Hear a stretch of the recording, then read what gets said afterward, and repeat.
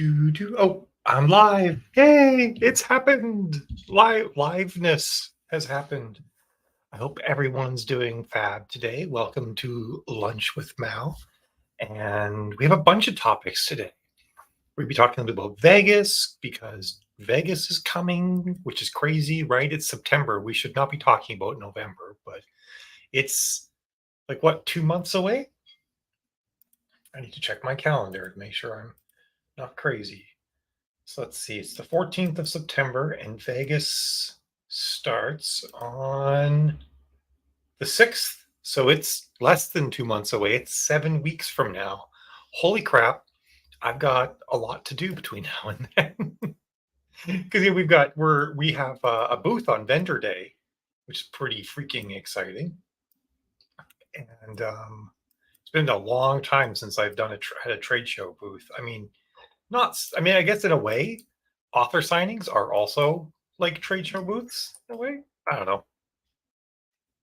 It's one half a dozen the other, right? Just bringing some stuff up here so I can do my everyone comment. Who's here? Say hi. Actually, I think just one person's here. And everyone, that's what I want to say. Everyone. It's Lunch with Mal.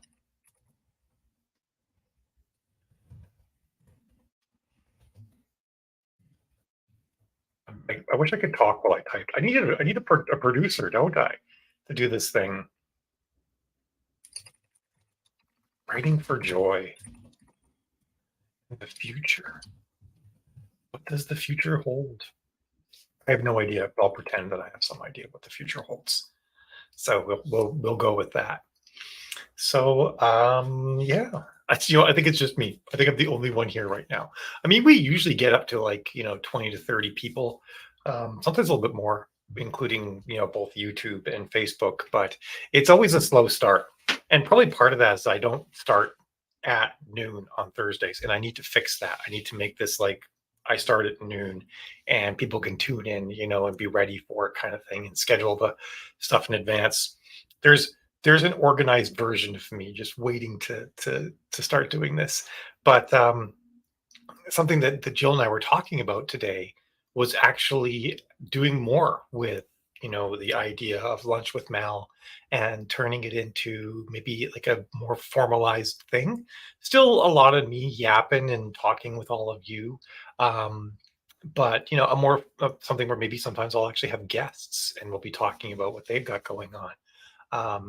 Where I think Jill's reaching out to someone today to see if she actually wants to do a Lunch with Mal, because in not next week, but the week after, there won't be a Lunch with Mal because we'll be on a writing retreat, and then the next two Thursdays I'm going to be in Canada. So wouldn't it be awesome if I had some pre-recorded interviews maybe that I could do with people, or and eventually live interviews too, but something that we could have. It'd be kind of fun, when I'm not able to be here and be live. So sound off if folks are here. Say hi. I see we've got a few people have wandered in now. I don't know if they're on. It's funny. I don't actually see. Oh, everybody's on Facebook right now. No one has shown up on YouTube. Sad panda. I think most of our YouTube stuff just gets viewed after the fact. But good morning, Beverly. I take it you're west of Boston somewhere then, if it's morning for you still. But not just. I guess it's kind of interesting. The Eastern Standard Time is almost half the country. It's kind of wild how that works. Oh no, I've gone out of focus. Camera, you can do it, camera. This is annoying. Sometimes I don't know why I actually just went out of focus. Sometimes it picks up my mic and brings me out of focus because of that. This is kind of obnoxious. I'm there we go. I'm going to zoom back out again, so it's not like you're staring. I mean, everybody wants to stare into my eyes, of course, right? But no one wants to stare into my eyes. Oh, okay. Actually, noon. Yeah, you'd think that I have a DSLR that I'm using, Christina. You'd think it'd be pretty good. What I should probably actually do is just really precisely set the focal length manually on it and then leave it there. But sometimes I move around. Sometimes I'm leaning forward, or whatnot. So anyway, but hi, Christina, as well. And actually, you're still thinking morning. I kind of hear you there. Although I get up at 5 in the morning, so by the time noon hits, I've been up for too long. But yeah, so who here's going to Vegas? That's on right now. I'm curious. We'll be there. Like I said, we have a booth on Vendor Day. We're going to be demoing Solaris and talking about the future of what we're building here at the Writing Lives. Solaris being the book management tracking software that I'm building. I'm right now getting ready for a release next, hopefully this time next week. I'll have my beta release out, and it'll be a paid release. The alpha folks get it for free, but the beta people, unfortunately, you have to pay. But that's part of what the beta test is, right? Making sure that all the payment stuff works too, and it's cheap like borscht. It's $10 for one of the features. The read-through calculator, lifetime, pay once, have it forever. And then if you buy the read-through calculators and the ROI estimator and pricing planner, then it's $20 one time, have it forever kind of thing. So I really do feel like I've priced it in such a fashion that it's like a no-brainer to get these tools, and I kind of want everyone to get them so that we can kind of all have like the same conversations when we talk about profitability and marketing and stuff like that, using the same data and everything. So I'm stoked about that. Hey, Jill will be there. That's right. I already did the everyone, honey. I beat you. Sorry. And hi, Danica, as well. Yeah, I figured both of you would be there. Let's see. It's weird. It's not showing me all the comments on Facebook, but I'll muddle through. Oh wait, no, it is. It was Christina that said it's morning there at 11:08. Yeah, it was cool. Got to meet you for the first time last year, Danica, and now we'll actually know each other a little bit more when we meet. It's way up. It's okay, honey. I try to get it done first thing. Otherwise, I'm just talking to myself for quite a while. Good morning, Laura. All right. So yeah, Vegas is really exciting. If you're interested, pardon me, I had a bit of cookie stuck in my tooth. If you're interested in either the talks I'm doing, one of them could be on Facebook ads, and I think I'm actually going to I'm going to center it around analyzing ads. I'm really going to make like the whole talk about how to analyze your ads, see if they're working properly, and then what to fix. I've done ad analysis talks before in about 45, 50 minutes, but I think with some of the new techniques that I've been working on, I could actually do an analysis and here's what you do to fix these problems, like with some real world examples in an hour. So I think that's something I'm definitely going to do for the one Facebook class. And then I'm going to try and keep it relatively short and then take questions too, where people say like, hey, this is my situation. And then we kind of like analyze it on the fly and I provide suggestions. So I think that'll be pretty cool. Maybe get people to submit some stuff ahead of time too. And the other thing that I'm talking about is a genre and tropes, and how to research the current popular tropes for your genre, and then to examine how that information is being conveyed to readers in a way that's causing readers to make buying decisions based on what they see. There's a subconscious correlation that goes on between all sorts of cover elements, words that you're using in your title, subtitle, blurb, and then the actual just things you come out and say, like if you like say like this is a sweet and spicy romance and whatnot. But how do you identify what's popular and then draw out those elements from your book and then present them to the readers? It's sort of three steps in there that are all kind of important. And it's all the way down to like what font are you using in your cover? Like all of these things build together. If you saw like a sci-fi movie poster and it had like this curly scripty font on it, you'd be like, is this actually a sci-fi thing, or is this like a romance or fantasy story or something like that? So that stuff really does matter. And that'll be the other talk. If you're interested in going to either of these talks, please sign up for them on the Shed app or Sked app, whichever it might be. I say Shed. I feel like Shed is right, but then I feel like I'm talking about a shed. But yeah, because the size of a room that we'll be speaking in is dependent on that. And I think the Facebook talk is securely in at least one of the medium-sized rooms now, because I get 225 people have signed up for that. But the genre and trope one might be in one of the smaller rooms, because I think it's just like 200. And apparently, according to Craig, that's like the trouble zone where you're too small to be in a bigger room, but the smaller rooms could be standing room only at a certain point. So that's a lot. Oh, look, Jill's got linkage. Perfect. So yeah, so Vegas, I'm stoked. I only have 2 talks this year, which I'm actually kind of excited about because last year I had a talk almost every day. And we were also doing office hours, meeting people in our suite. And I kind of felt like I wasn't at the conference really. I was like, because on the days where I was doing talks, I was really focused on mentally preparing for the talks. Um, and then, doing office hours. So this time around, it's 2 talks and everything else. I just want to be out there and chatting with people. So I'm looking forward to meeting people, getting some time to sit down with people and talk with them about, any marketing things that they're working on or struggling with or need advice on or anything. So it's gonna be like just sort of like a big open office hours. I'm probably going to pull like a Brian Meeks and like sit at a table and put a little sign saying, will help authors for food or something, something like that. Um, oh, Jean-Marie Trophy, the 225. Nice. So we're growing. Awesome. Um, so some of you probably already saw this yesterday, but I'm going to show a little bit of Solaris. Um, I did a brief. I was so excited when I got this all working yesterday that I did a brief live, kind of walking through it. But I'm going to show this now, and let you guys soak in the glory. If I can find the right screen, here it is. So the pricing planner is a tool that I built because I'm constantly having conversations with people where we talk about like what would happen if you changed your book's pricing. Would it get better or worse? And it depends, actually, is what it turns out to. Because one of the things that we have in Solaris, which has just suddenly stopped working. It's possible. There we go. I'm running all this on my local computer as I'm doing development work, and it just hung for a second there. All right. So when you use Solaris, one of the things you do, of course, is you'll put in your books, and there's a your books section. This is not the sexiest interface yet, but it's getting there. Right now, we're really just kind of working on getting it all done. I'm actually going to hire a graphics web UI designer that I have worked with in the past and really like to help just putting the extra polish into all of this ultimately. But right now, it's pretty functional. You've got your series, you've got the books in each series, and then for each book, you put in things like which order it's in, the ASIN, how many KNPC it is, if it's in KU. I got to put a little help thing there explaining what that is. And then the price of the book. And once you have that done, you can do read-throughs. And read-through, this is one I've already put in, but if you do a new read-through, you simply just put in the date range that you got the data from. So you go to Book Report or the KDP dashboard.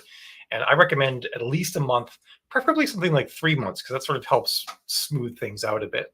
And you just put in all the sales and all the page reads for each of these books during that time. And then when it's done, it calculates the read through and gives you this lovely little thing.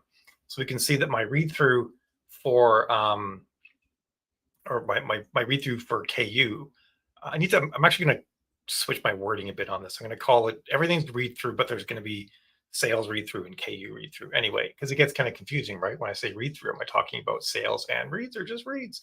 It's complicated. But anyway, for KU's the blue line, we can see that there's very little drop off between book 1 and book 2.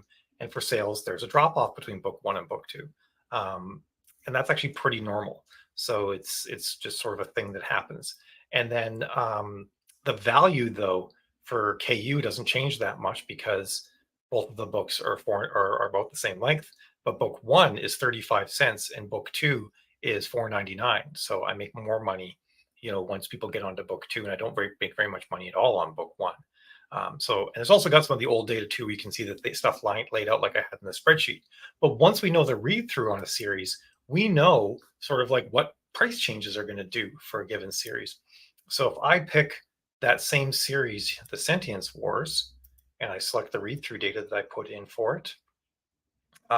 Hey, Carmen, by the way, we can actually see sort of some of the base numbers here. Like my number of sales for book 1 were 106 during this time I put in. The reads I got on book 1 were 61,000. My read through from book 1 to book 2 is 42%, which is actually pretty good. And my sell through, sorry, I got that backwards. My sales read through is 42%, and my KU read through is 97%. That's so good that I kind of want to take this and run this for a longer period of time. Just like this was like 3 recent months I grabbed data from, or maybe it's 4. I want to do like an all-time or something like that because that's such a high read through in KU from book 1 to book 2. Um, this is a series I haven't been advertising very much or anything, so it's kind of explains. And I think the last book in the series came out 3 or 4 years ago. But anyway, interesting data nonetheless. But I can say like, hey, what would happen? Oh, and my total revenue was estimated to be around $1,100 based on the read-through data that I provided earlier. What would happen if I bump the price on this up to $3.99? What that tells me is I will sell fewer book ones. My book one sales dropped dramatically, but my read-through actually went up because I'm going to be capturing more people who are actually into the book. So my advertising spend is going to be, more effective in a way. And it's not a huge change in this particular case, but I made an additional $92 over what I would have made it at 99 cents. And then if I bring it up to $9.99, we'll actually see that it has a modifier where it looks and says, okay, this book is a regular length book. It's like I don't know, 105,000 word book or something like that. So a lot of people are going to buy that for $9.99. I have to basically put a floor in here. It thinks it's going to do so badly. It actually thinks you're going to sell -3 books. It's probably actually going to sell more than that. And then I need to fix some of the logic in here. That's a bug I identified the other day where basically I didn't account when I was thinking about like things people would logically do. I didn't think people would logically take a book from 99 cents to $9.99, but I am going to make it so that it actually works.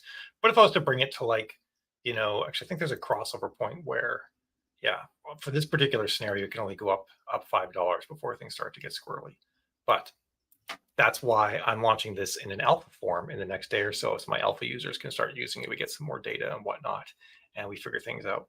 But I'll show you what this looks like in a longer series as well. This longer series actually works going all the way up to $9.99 because the starting price is $4.99. So I think it does at least. I haven't actually tested this one since I did some things. So who knows? We'll bring it to $7.99. So we can see that when I brought this one for $7.99, my KU reads actually went up and my sales went down. And that's because there's a lot of people out there who will be more likely to buy a more expensive book in KU because they feel like they're getting a value. They're like, oh, wow, this book is $8 and I can get it in KU for free. And they're more likely to read. And my overall profit went up but only by about $200. And an interesting thing to think about is I lost readers by doing this. So bringing my price up this high, I should actually probably add that. I should make a note to add in like potential readers or something like that. I've lost a certain number of potential readers from my series and only made $200 more. So I think it's pretty cool. I think it's a pretty neat tool that I've got going on here. If I do say so myself, a couple of bugs to iron out. One of the things I'm going to be doing too, as I once we get this launched, is I'm going to have authors characterize their series. Say what genre it's in, and then certain major tropes. Like if it's romance, like what's the heat level and stuff like that. And then I'm going to start working out like what is the normal read through for small town spicy romance versus a small town sweet romance. Do they have different average read throughs? We'll get all sorts of cool data in there, stuff like that, and then we'll be able to say like, it's predicted that your optimal pricing is this because that's where on average people price and make the most money. So be some pretty cool things coming down the road, and all of this is included as I continue to enhance this and whatnot and improve it. That one-time fee that you paid, you'll just continue to get access to all the new things that we build into Solaris. So that's not all the new things in these tools. There's additional tools coming that'll have additional costs if you want to use them. But for the existing tools, which is the read-through calculator, the ROI estimator, and now the pricing planner, once you buy them, even as I enhance them, you'll continue to get them forever. So I'm pretty stoked about that. And hopefully you guys think it's cool as well. So yeah, that is coming out next Thursday, provided everything goes well. I'll make myself big again here. Oh, and hi, Todd and Julia. I saw Todd's face there, and I forgot that I should also say hi because that means first time I saw Todd. but yeah, I think it's really neat too. It's going to be really cool to sort of see some of that stuff. I put in a bunch of test data already, and everything is working fine except for the really extreme price changes that I have to figure out to get. everything was working great. And then I put in, I said, well, wait a second. I know how long these books are. I need to add a modifier for that. And that's where I got a bit of a bug I have to work out. But that's a cool thing about this, right? That it's online software. So as I improve it, you just keep getting the updates. Um, but for most of the typical scenarios where you're saying like, hey, if I go from 99 cents to 4.99, what happens? That stuff's really solid, works like a charm, is actually pretty interesting. Or if I go from like 3.99 to 4.99, you'll actually be able to see like an estimation of how well it does and whatnot. So pretty cool stuff. And I'm actually curious if anybody wants to see the ROI estimator. I've shown that in the past. I will do that in a little bit if people do want to see the ROI estimator, where it shows you like how much money you make on your series based on your ad spend and where your break even points on advertising are and stuff like that. Um, and hey, Vicky. So the other thing, what's the other thing I want to talk about? Oh yeah, I just wanted to, because I talked so much about marketing. I just want to talk about writing for a little bit because I'm pretty sure that's something that we all have in common, right? And I just wanted to share that like I finished writing this really cool short story the other day. And it takes place in Rome in 165 AD. And I wrote it for a company that makes tabletop RPG games. They're called Modifius. They make the games for like Dune and Star Trek and a host of other really big properties. And now they're making their own IP. And they asked me to write a story for it. And interesting thing, for you writers out there, um, the reason why they asked me was because the chief creative officer for the company reads my books and he likes my stories. So that's actually why they reached out to me. And I think that's really kind of an interesting thing to think about, right? Like that you're writing, doing your thing. I write science fiction. You wouldn't expect that I would get tapped to write a story set in Rome in 165 AD, um, for a gaming company, but I did. And that's, I think, something I want to sort of mention is like, hey, you never know who might read your books and what it might lead to. What the future holds is always unknown. You just do your best, you try to put your best product, and be open to the opportunities as they arise. After reading my story, I don't know how much my story fed into it, but I'd like to think that I had some sort of um, push for this. So my character is in Rome. Most of the first campaign is actually going to take place in Germania, where the action is going on in like the woods and towns of north of the Alps kind of thing. But I want to, I said like I'd be open to writing more. I love this character. The character that I got to write around was this businesswoman in Rome who pulls a lot of strings behind the scenes. And they reached out and said they're interested in doing an entire campaign set in Rome around that time, and then to have stories that weave the character that I wrote for in and out of them. And so I might end up doing a bunch more writing for her, which is pretty neat too. So just the idea that like you can get opportunities like that, and it's really helped like spark some additional joy for me in writing. I've been getting back into writing a bunch lately, but this was just a ton of fun doing that. And I also love the research angle and everything like that too. So I'm stoked about that. And I hope that you're doing things with your writing that are bringing you joy as well. It gets easy to lose yourself in the business aspect of this. And there's a lot of business to be done with writing, right? Um, Once you start writing as a job and making money at it, when you're first starting up, right, you're like, I'll take any readers, it'd be great. And then once you're, trying to make a living from it, or trying having it supplement your income or something, you're like, I've got a right to make money. So I think it's good to strike a balance, right? You still want to write things that you enjoy, whether you have a passion project that you work on, or you see if you can do some short stories for a magazine, or someone who's just looking for stories for a game. There's always game people that are looking for stories for their games, and you just do it on the cheap, just to sort of reinvigorate yourself. And the other neat thing too is that this company is going to do like a piece on me and probably talk. I guess they want to talk me up a bit, that they have this author helping them, and although they have tons of writers, I'm not the only writer on the project, so it's not like they don't have people. But it's an additional marketing opportunity for them and me, and I get so I'm going to get something out of this as well. So I think it's pretty cool. Um, so yeah, what else do I want to talk about? Solaris, Vegas, writing for joy. I thought I had one more thing I wanted to mention. It was there, but it's gone now. It's poofed, as things often do. Oh yeah, I guess I talked about at the very beginning, but when there's just a few people here. But it was possibly formalizing lunch with Mal a bit more and having guests every now and stuff like that. So I'd be curious if people would be interested in that. If there's like certain people, like people you'd like me to bring on and interview during lunch with Mal, or just things you'd be interested in having me have people come on and talk about, just certain subjects that you'd like to hear more about from certain subject matter experts and stuff like that. Because I've actually had a couple of people reach out and say that they'd love to do a podcast with me. I'm like, I don't have a podcast, but in a way, I kind of do. Um, so, and we have, Jill and I have a lot of different avenues that we put content out in front of people. So it's kind of an interesting thing that we could possibly do. Yeah, I'm really excited, Carmen. It's called Cohors Cthulhu. So Cohors. If you actually go to my page, my personal profile, about 3 or 4 posts down, there's a post where I'm talking about it. And I link off to their Kickstarter because they're launching it with a Kickstarter on October 3rd, I think. We do a couple short stories after finish the current book, battling burnout. Yeah, I think that's exactly right, Kelly. That I think it's not a matter of if you're going to hit burnout as an author. It's a matter of when you're going to hit burnout as an author.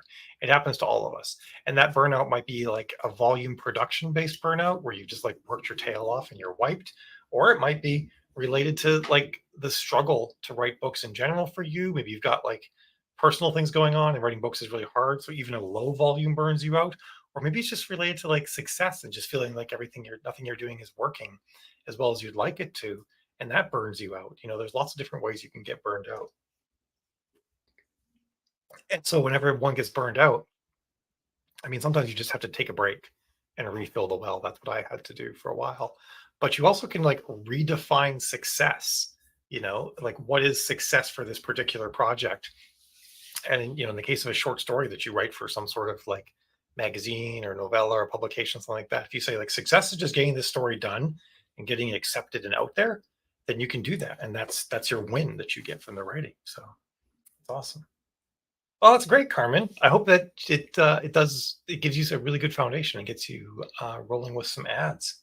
So that would be awesome as well. It is getting hot in here. It's 85 degrees in here. I'm so glad I'm not wearing sleeves. I'd be melting if I was. But I close my door a little bit. I don't have my air conditioner on, and this room is just all windows, so it gets pretty toasty pretty quick. But yeah, any people want to talk about? Do folks like the idea of bringing on people to talk about certain things, like bringing on people who talk about like how to like bootstrap your career with less expensive options for certain things? People who talk about how they've run multiple Kickstarters and how that worked for them. I could interview them about what they did and dig into some stuff. Different authors who write in certain genres who might be willing to talk about like their process, or their marketing, or what they thought, was one of the things that really made things work for them. I'd be interested in doing all those sorts of things. I think I have enough contacts, so I could have some of those in there. So, and it wouldn't be all the time. Trust me, I like just sitting here and jawing with folks, and having a good chat. So that would definitely happen too quite a bit. But it might be cool to bring some folks on here and there. So, but I feel like I'm out of things to talk about if no one's got anything that they are curious about.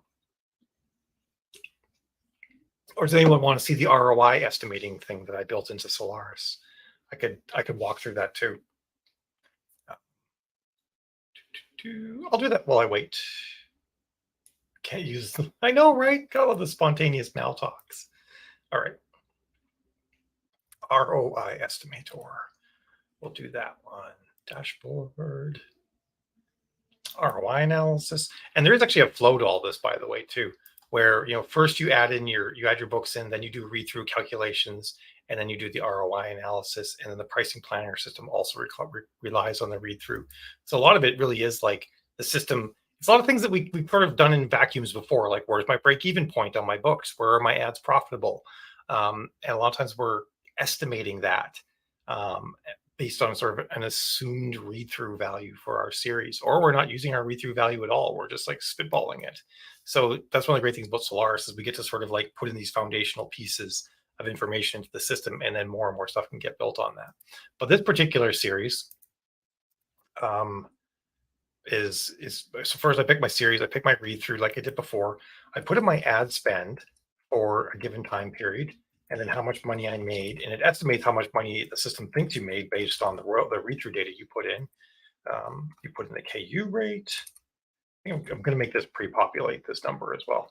And then how many clicks you got across all your ads. I'm probably going to make it so I have separate boxes so you can just put in your Facebook number of Facebook clicks, number of AMS clicks, and number of BookBub ad clicks if you're running those in separate boxes, so you don't have to add them all up first.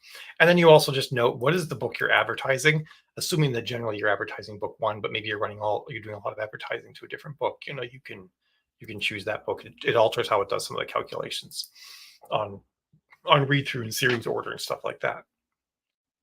So the first thing it works out is that my series profit was $3,600. So I spent $4,000 and I made $3,600, which means I'm profitable. I'm almost doubling my money with this particular series during this time frame. And my ad spend percentage of royalties is 56%, which means ideally you kind of want that number to be between 20 and 30%. So it's high, and that's why the system has colored it orange, and you can actually mouse over it. I broke my mouse over things. Oh, I'm just being impatient. That's what it is. It has little explanations for a lot of these things as to why you might care about them. It just gives you a sales versus reads breakdown, spend versus royalties. So there's my spend, there's my royalties. Good to have the spend side be smaller than your royalty side. And then shows you for sell-through for book sales, how much money am I making every time I sell book one after my ad spend is paid for? And then the same thing for reads. How much money am I making when someone finishes reading, or when a person finishes reading book one, because it calculates how likely, what the percentages are for the rest of the series. So in this one, it's $4.79 that I make on average when someone finishes reading book one, and the read through plays out as it does. And then which book am I profitable on? So for KU, I'm profitable when people finish reading book 3. At that point, I've made 58 cents in profit after my ad spend's taken out. And then for sales, I'm profitable after they purchase book 2, and I've made 85 cents. And it has some other numbers down here that sort of gives you some various numbers and color codes them based on whether or not they're good or bad. And interestingly, it even says like my first book is a loss. I lose $4.41 on my first book.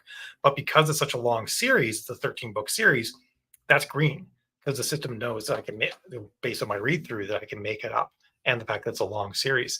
If it was a shorter series, even if I was able to make it up with current read through, it still might not be green because it's a risk, where maybe I only make, it's a 4-book series or 2-book series. Actually, it couldn't be a 2-book series. It would have to be a 3-book series to be profitable with a loss like that. So it's a 3-book series.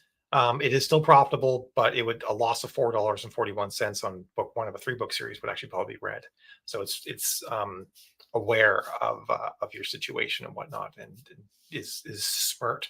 And all of the backgrounds and all the graphs and whatnot are also smart about how long your series is and everything as well. So it's pretty cool.